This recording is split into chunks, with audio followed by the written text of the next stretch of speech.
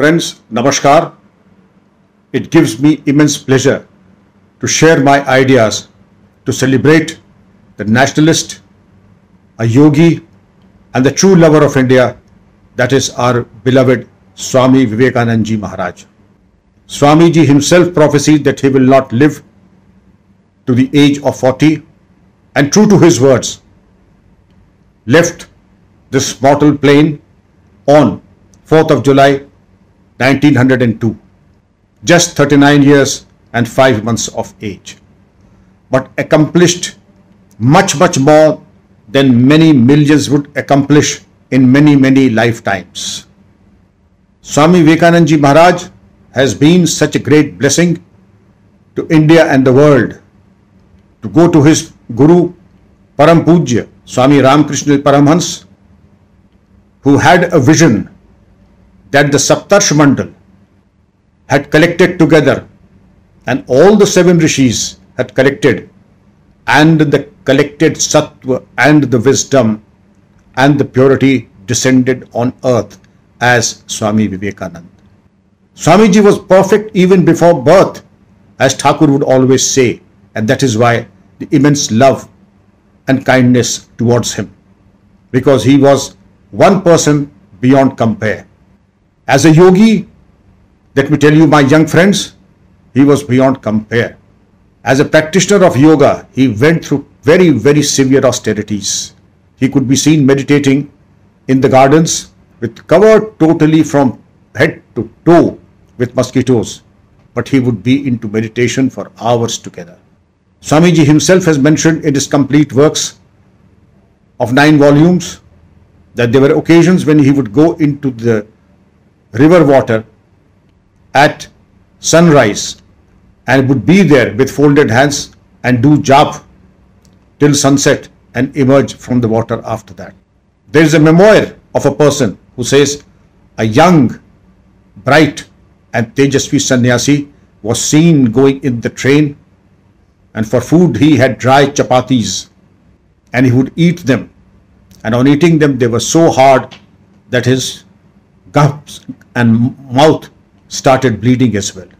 So this is the level of austerity that young Narendranath, young Swami Vivekananda practiced before he went to the United States and delivered the world famous the Chicago Address, beginning with Sisters and Brothers of America. A standing ovation followed him, and the world recognized that the Master has come. The Master has arrived.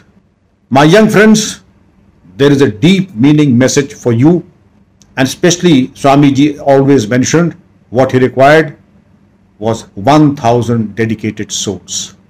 His message for the youth was very clear, and it is an everlasting. I should not be using the past tense. Program your mind for success.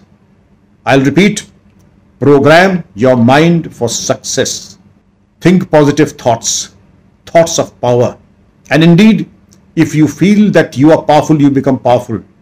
And to the contrary, Swamiji said, if there is any idea, anything that weakens you, do not touch it with the toe of your nail also.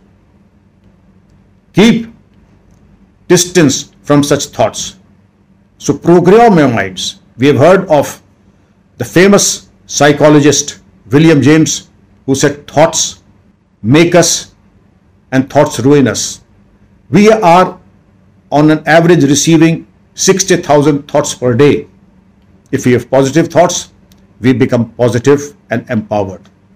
And Swamiji gave this very idea, thinking positively, masterfully, with faith and confidence. You will find that life becomes richer in experience and more fulfilling.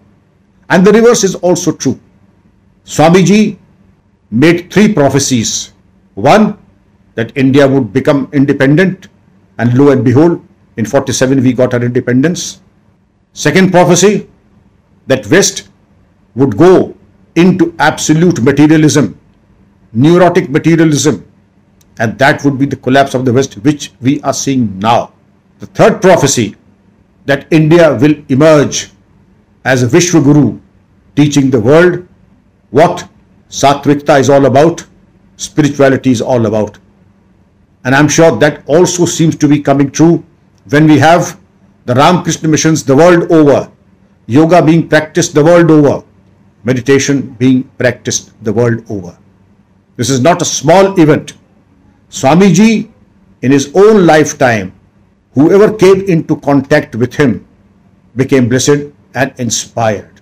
Jamshedji Tata, Netaji Subhash Chandra Bose, Rabindranath Tagore, Chakravarti Rajgopalachari, I could go on and on and on.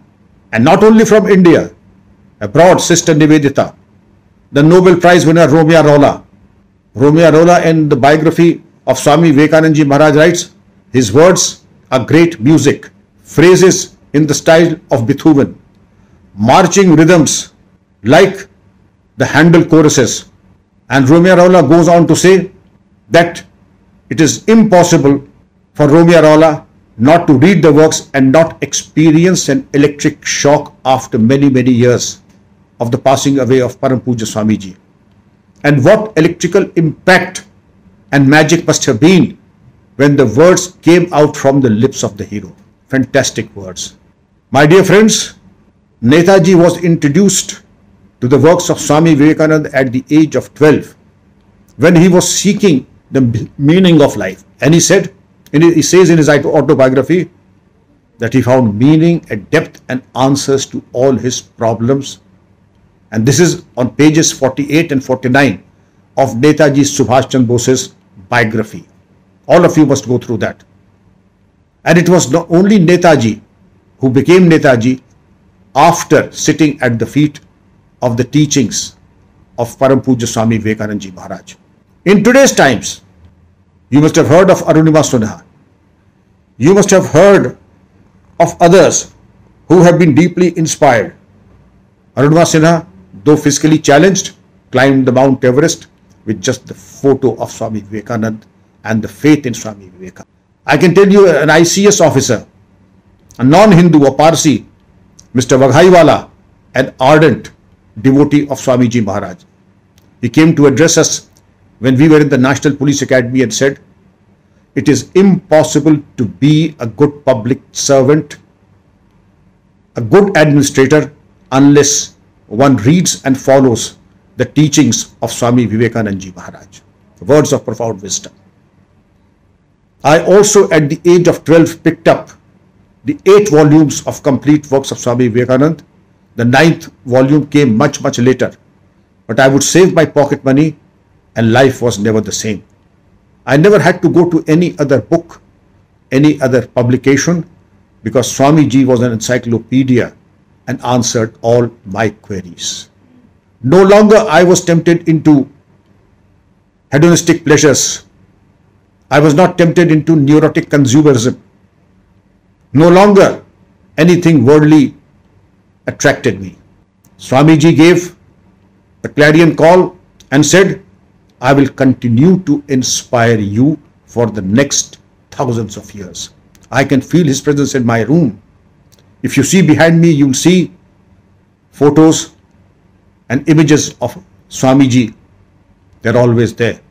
And let me assure you, just give yourself 2 minutes a day on reading the nuggets of wisdom of Swami Vivekananda and you'll see the transformation taking place in your own lives.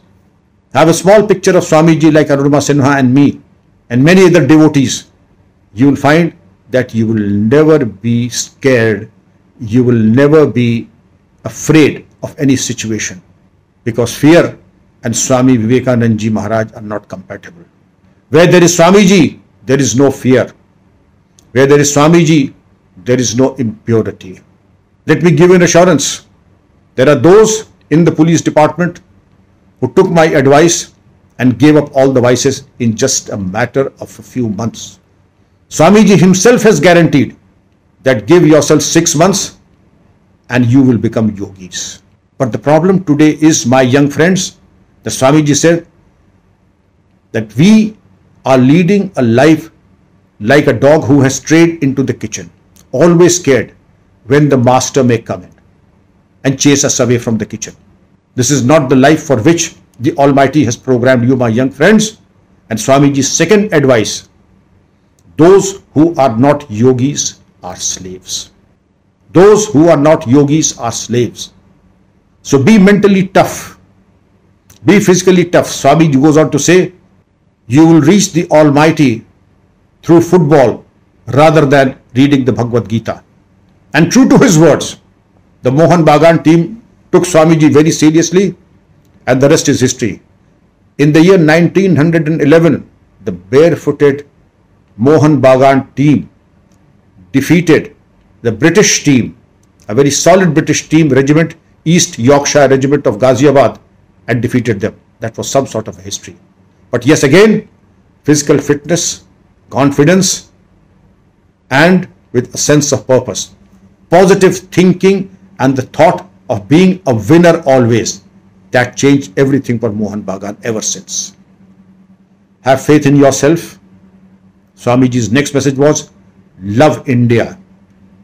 Swamiji said, I am proud to be an Indian. I am proud to be one of your unworthy servants. And then he went on to say that the caste system is an anachronism. Women emancipation is the prime duty of every Indian. And therefore we say, Daridra Devo Bhav, Daridra Narayan, serve the poor. And Swamiji even went to the extent that all the money that he had collected to construct the Belur Mutt at one point of time during the Bengal famine, he was prepared to sell off every item of the mutt. For what? To feed the poor, the ill, the destitute, and the helpless. Such was the compassion that Swamiji had for our motherland, the poor, the downtrodden, and therefore the youth, you have a solemn task and a duty to perform. Love India like your mother. And Swamiji also exhorted that those who get educated at the cost of India and the poor people, but do not look towards them, are traitors. And I salute Swamiji for these words, because indeed they would inspire, they would make you patriotic and know that your true calling is to serve the Daridra Narayan. Swamiji had immense faith in the youth of this country. He always wanted only the purest flower must be placed at the feet of the mother. And therefore, you must realize, Amritasya putraha yuyam, Ishwarasya putraha yuyam. You are all children of the immortal. You are all the children of the Almighty. Arise, awake, and stop not, as Swamiji had very beautifully mentioned, Uttishti Jagriti Prapya Varani Bodhat of the Kathopanishad. And I am sure, as I feel electrified even by thinking of Param Puja Swamiji, may the blessings of Swamiji make you Mrityunjay. May he protect you. May he always lead you on the Sattvic and the path to service and national service. With all my good wishes and greetings, Jai Hind.